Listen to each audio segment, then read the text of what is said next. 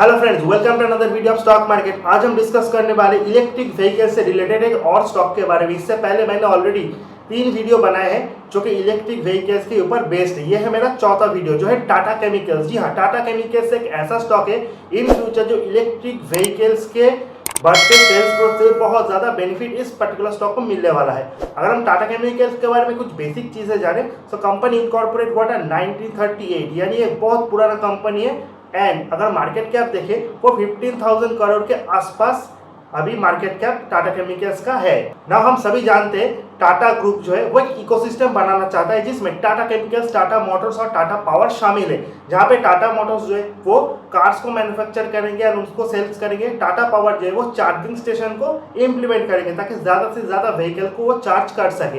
And Tata chemicals जो है वो बैटरीज मैन्युफैक्चर करेंगे। इलेक्ट्रिक व्हीकल्स में बैटरी सबसे ज़्यादा इंपॉर्टेंट चीज़ होता है। प्रेजेंटली अगर इलेक्ट्रिक व्हीकल्स में हम बैटरीज का कॉस्ट देखें तो वो एट अराउंड 40% के करीब है, जिसलिए इलेक्ट्रिक व्हीकल्स का प्राइस बहुत ज़्यादा हाई है।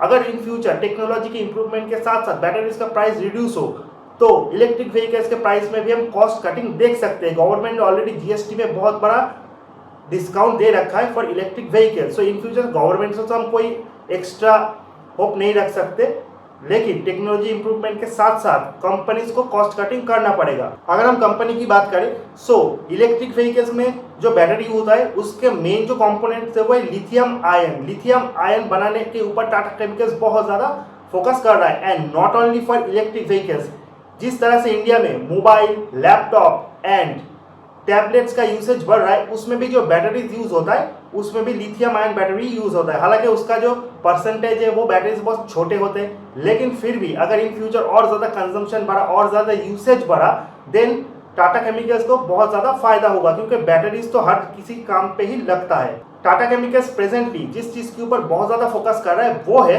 रिसाइकलिंग। टाटा केमिकल्स क्या करना चाहता है, वो पुराने बैटरीज को रिसाइकिल करना चाहता है जिससे और ज़्यादा मटेरियल उनको मिले एंड उन मटेरियल को यूज़ करके वो कॉस्ट ऑफ बैटरीज का जो प्रोडक्शन है उसको घटाए एंड नए बैटरीज को जब वो बनाए उसका कॉस्ट भी उससे वो कम कर सकते हैं। अगर पुराने बैटरीज को रिसाइकिलिंग किया जाए तो उससे कौन कौन से केमिकल्स निकलते हैं वो भी हम जान लेते हैं। ग्राफाइट, निकल, manganese, cobalt, lithium salt, iron, copper and aluminium, ये सारी चीजें निकलता है एक बैटरी को रिसाइकिलिंग करने से। टाटा केमिकल्स ने बैटरीज के प्रोडक्शन को बढ़ाने के लिए गुजरात में ऑलरेडी एक प्लांट को बनाया है जिस प्लांट का साइज है 127 एकर्स। एंड अगर हम इस प्लांट का कैपेसिटी देखें वो प्रोडक्शन वो है 10 गीगावाट पर एनम।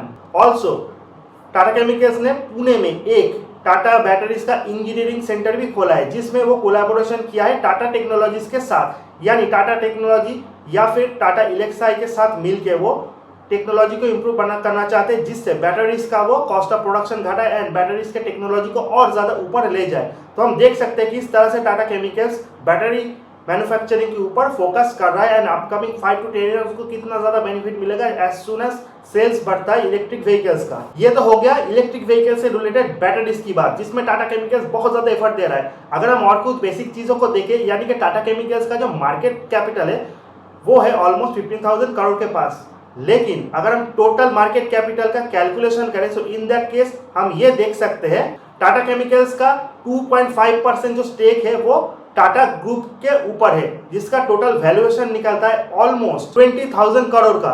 इसी के साथ साथ रैलिस इंडिया में इसका 50% का भी ज्यादा स्टेक है जिसका वैल्यूएशन निकलता है ऑलमोस्ट 2,600 करोड़ का। एंड टाइटन में भी टाटा केमिकल्स का स्टेक है जो है 1.5% जिसका वैल्यूएशन निकलता है 2,000 करोड़ का। यानी कि अगर टोटल हम ऐड करें तो ऑलमोस्ट ये वैल्यूएशन निकलता है 25,000 के करोड़। अगर हम 20% डिस्काउंट में भी इसको कैलकुलेट करें वो निकलता है 20,000 करोड़। टाटा केमिकल्स का खुद का मार्केट कैप है 15,000 करोड़, यानी कि उनका जो स्टेक है वो अपने खुद के मार्केट कैपिटल से भी ज्यादा है। एंड इन स्टैंडअलोन बिजनेस से भी टाटा केमिकल्स 1,000 करोड़ से भी ज्यादा का प्रॉफिट कमाता है। अगर हम टाटा केमिकल्स का प्रेजेंट पी देखें वो 22 के करीब है, यानी कि पी वाइज ये स्टॉक बहुत ज्यादा अट्रैक्टिव है। हालांकि पी कोविड लेवल से स्टॉक में जो करेक्शन आया था उसमें से स्टॉक ने अच्छा रिकवर किया, बाउंस बैक किया, लेकिन अगर हम लॉन्गर होराइजन की बात करें तो ये स्टॉक के लिए बहुत बड़ा बेनिफिटेबल है। अगर कंपनी का मैनेजमेंट देखें सो एन चंद्रशेखर ने बहुत ज्यादा हार्ड वर्क किया है इस पर्टिकुलर कंपनी के ऊपर। कंपनी का मैनेजमेंट बहुत अच्छा है एन चंद्रशेखरन के ऑब्जर्वेशन के अंदर हर कंपनी बहुत अच्छा परफॉर्म कर रहा है। तो ये था टाटा केमिकल्स के रिलेटेड कुछ बेसिक चीजें।